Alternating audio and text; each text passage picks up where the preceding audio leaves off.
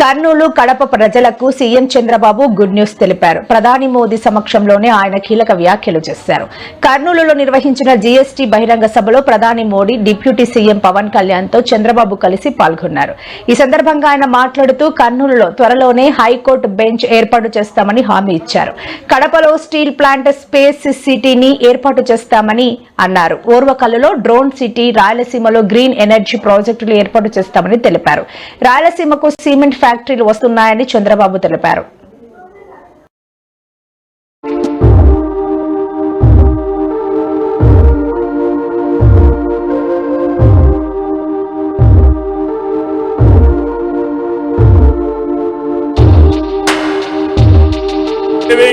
ఇది ప్రారంభం మాత్రమే.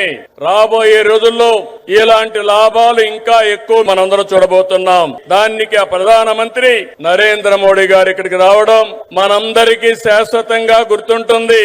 On behalf of people of AP, I thank Modi ji for the GST reforms. Again, గట్టిగా మీరు చెప్పాలి, ఇది మా అందరికి న్యాయం జరిగిందని. I also congratulate him on his remarkable journey of 25 years tenure at the helm of public service as Chief Minister and Prime Minister. GST సంస్కరణలతో Bachat ఉత్సవం నేడు భరోసా ఉత్సవగా మారింది.